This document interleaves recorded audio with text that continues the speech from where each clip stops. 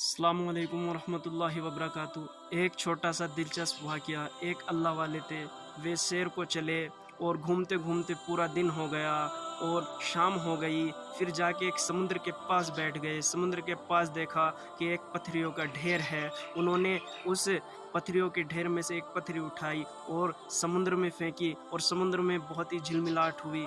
उनका बहुत ही मन लगा। उन्होंने फिर दूसरी पत्थरी उठाई, फिर फेंकी, फिर तीसरी उठाई, फिर फेंकी। इसी तरीके से वे पत्थरी उठाते रहे और समुद्र में फेंकते रहे। हालांकि पूरी रात गुजर गई और उनके पास सिर्फ आखिरी पत्थरी बची। उन्होंने देखा ये पत्थरी नहीं, ये तो और कुछ है। वो उस पत्थरी को जौहरी के पास ले गए और जौहरी से जाकर कहा कि ये क्या है। जौहरी ने देखकर कहा ये तो इसकी कीमत है 1 लाख। वे रोने लगे।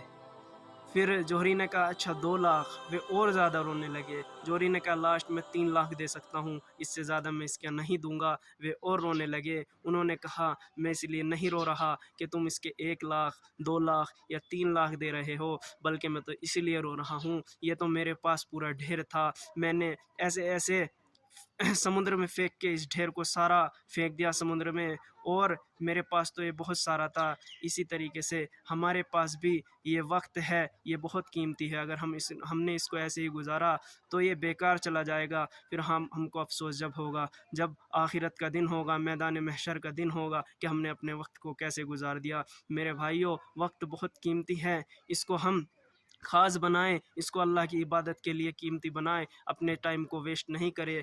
टाइम गुज़रा हुआ वापस नहीं आएगा।